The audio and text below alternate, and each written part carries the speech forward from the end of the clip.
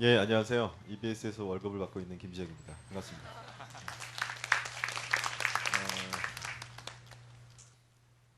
좀 제목이 사실 좀 거창합니다. 소통하려다가 불통이 되는 몇 가지 이유. 뭐 이 몇 가지 이유를 알면 소통이 자동적으로 될 것인가? 결코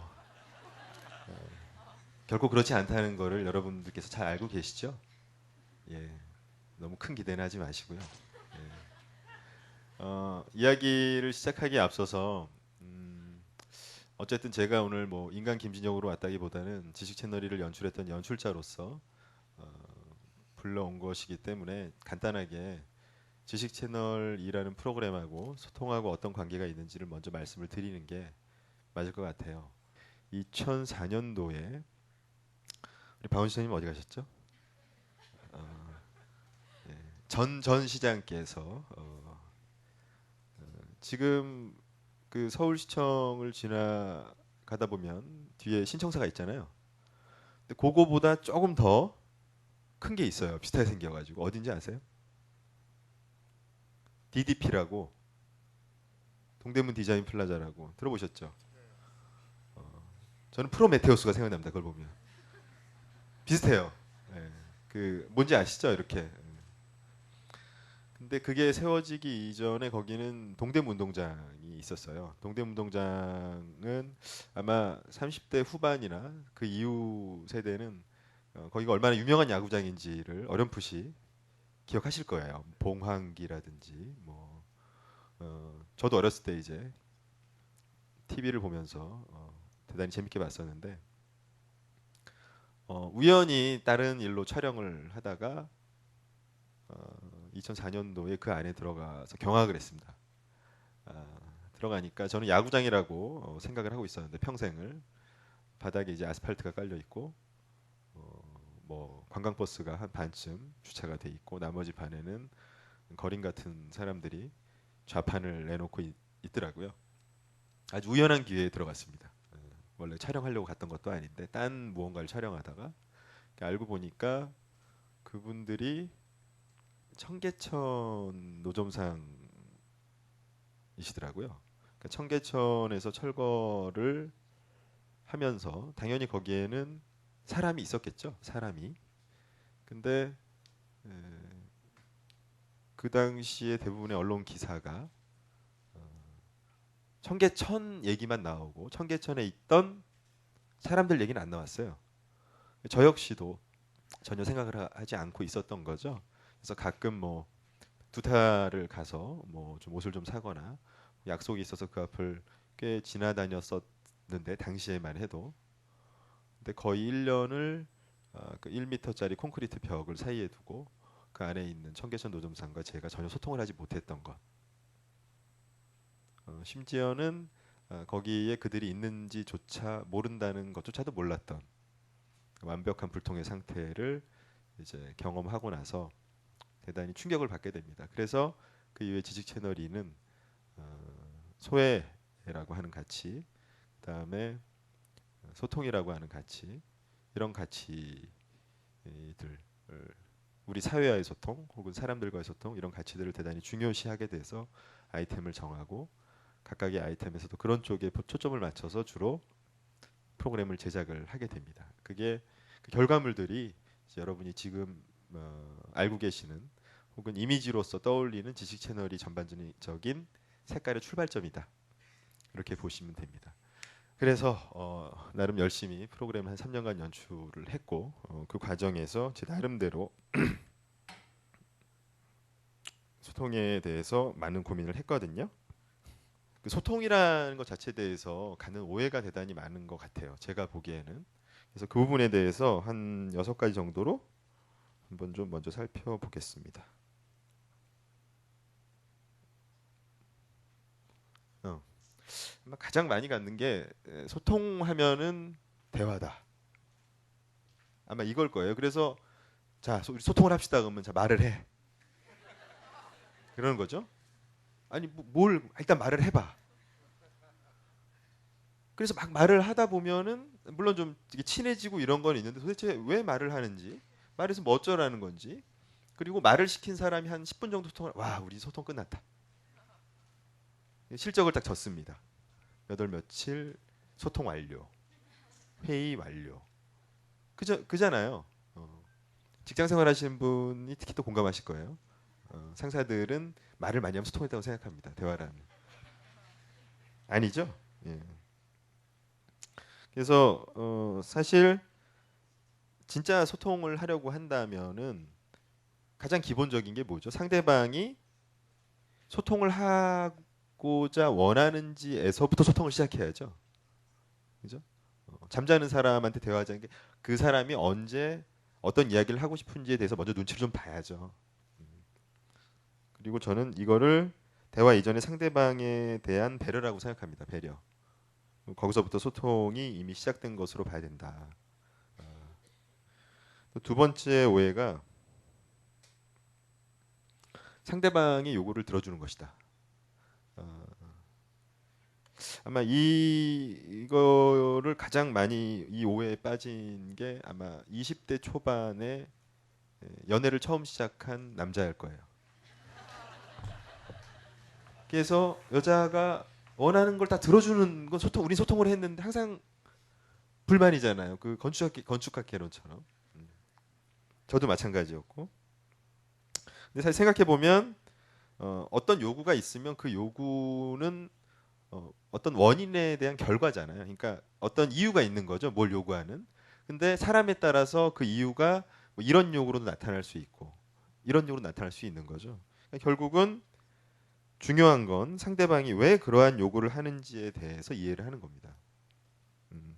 오히려 무턱대고 요구를 다 들어주면 상대방이 그런 요구를 하는 이유도 모르고 또 상대방은 오해를 해요. 내가 자기가 왜 그런 요구를 하는지를 알아챘구나. 계속 반복되다 보면 어느 순간 빵 터지면 그때는 이제 너무 멀어지게 되는 것이죠. 약간 부부 클리닉 같네요, 말이. 그래서 소통은 상대방의 요구가 아니라 상대방의 그 요구의 이유를 이해하려고 애쓰는 것. 혹은 이해를 못해도 저 요구에 뭔가 이면이 있다라는 걸 알고 있어야 된다는 거죠. 그리고 또 하는 오해 중에 하나가 사교성이 있어야 소통을 잘한다. 사교성. 어디 가서 말도 잘 붙이고 붙임성도 있고. 물론 사교성이 있으면 소통하기 편한 건 분명히 맞습니다. 근데 가만히 보시면 사교성의 범위는 대단히 한정되어 있어요. 이 거꾸로 얘기하면 그 사교성의 범주를 벗어나는 쪽에 대해서는 사교적인 사람은 의외로 대단히 배타적인 특성을 갖습니다. 원래 어떤 특정하게 끈끈한 집단은 그 끈끈함을 그 이외의 집단과의 배타성으로부터 획득하기 때문에 되게 동전의 앞뒷면 같은 거예요. 그렇기 때문에 꼭 사교성이 있어야 소통을 잘한다라고 단정 지을 필요는 없는 것이죠. 오히려 그보다는 그런 배타성을 가질 수밖에 없는 외부 쪽에도 편견이나 선입관을 갖지 않을 수 있을 때, 성격이 좀 까칠하고 잘 어울리지 못하더라도 누구에게도 뭔가를 재단하거나 사전에 뭐 여자라서 뭐 뭐라서 어느 지역 사람이라서 뭐 신분이 어때 이런 거가 없는 사람이 사실은 훨씬 더 소통 능력을 지녔다라고 봐야 됩니다. 근데 사교성이 없으면 너는 왜 이렇게 사교성이 없고 말도 못해라고 자꾸 얘기하니까 주눅이 들어요 사람이. 제가 그랬거든요. 네. 그래서 소통은 스킨십이 아니라 열린 생각이 더 중요하다라고 전 생각을 합니다. 그리고 이제 본론으로 슬슬 넘어가는데요. 아마 여기서부터 이게 제일 큰 문제고 아마 오늘 전체적으로 얘기하는 주제가 좀 일맥상통한 걸 겁니다. 소통은 무언가를 이루기 위한 수단이다. 뭐 아니라고 100% 단정 지을 수는 없어요. 분명히 소통을 통해서 뭔가 이루고자 하는 거는 사람마다 마찬가지입니다. 하지만 우리가 하는 소통을 보면 꼭 뭐 어떤 목적을 이루기 위한 수단으로서의 소통이 과연 얼마나 될까? 사실 우리가 하는 대부분의 소통은 잡담입니다. 잡담. 그리고 그 잡담의 효과는 내가 혼자가 아니다. 외롭지 않아. 라는 거를 즉 다시 말해서 감성적인 자존감을 지속적으로 피드백을 받기 위한 행위가 거의 저는 99.99라고 생각해요. 즉 다시 말해서 꼭 소통을 통해서 뭘 이루어야 할 필요도 없고 이룬다는 강박을 가질 필요도 없습니다. 이런 강박을 가지면 뭔가 이룰 게 없으면, 다시 말해서 소통을 통해서 뭔가 내가 얻을 게 없으면 소통을 할 필요가 없다고 생각해요. 그렇게 되면 좋지 않죠. 자기도 고립되고 자기 이외의 사람들도 자기로부터 고립되고. 그렇게 보면 소통은 꼭 상대방이 있어야만 가능한 것도 아닙니다. 그러니까 대화의 상대가 아까 처음 마찬가지로 누가 얘기를 해야만 가능한 게 아니라, 사실 제가 동대문 운동장에 들어가서 청계천 철거 노점상을 보고 받은 쇼크는 그분들하고 소통했다기보다는 저 자신과 소통했다고 보는 게 커요. 일종의 이런 자신과의 소통이 저는 성찰이라고 생각해요.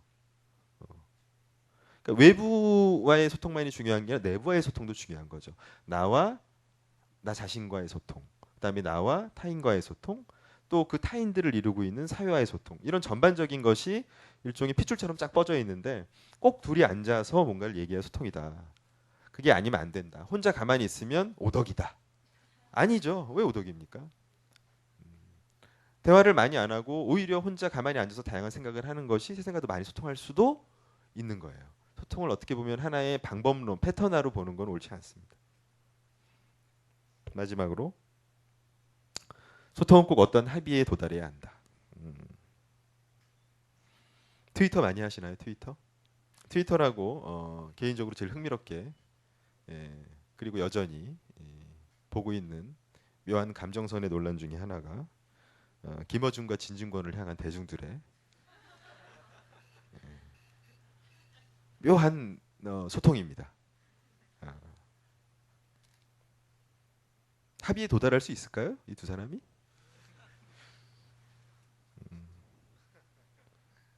근데 다시 한번 생각해 보시죠.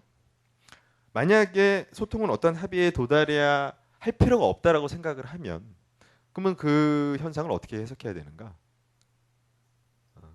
저는 차이와 다름을 서로 확인하고 그 자체로 어느 정도 인정을 해주는 것도 소통이라고 생각합니다. 그래서 저는 최고의 소통은 서로 차이와 다름을 쿨하게 인정해 주는 거라고 봐요. 굳이 저 사람이 나와 같아지거나 내가 저 사람 같아져야만 정서적 안정감을 느낀다면, 그거는 오히려 소통이라기보다는 그냥 설득 커뮤니케이션에 불과하다. 꼬시는 거죠, 그냥. 그럼 뭐 도대체 왜 이렇게 많은 오해가 존재하는 걸까? 보통 오해가 생기는 건 본질이 거세되어지고 피상적인 현상에 집착하게 될 때 발생한다고 저는 생각합니다. 그러니까 원인이 있고 결과가 있는데 원인을 까먹고 이 결과 자체를 원인과 결과로 통으로 보는 거죠. 그래서 소통이 본질이 거세되어지니 소통에 대한 피상적인 것들만 집착하게 된다라고 생각을 하죠. 그럼 뭐가 소통의 본질일까? 뭐 여러 가지가 있겠죠. 말을 길게 하면.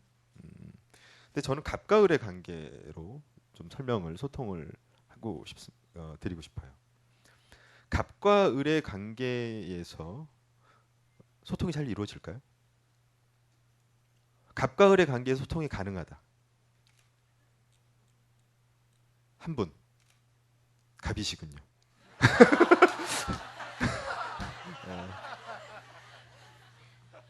그러면 좀 더 구체적으로 갑과 을의 관계에서 을이 갑과 소통을 할 수 있다.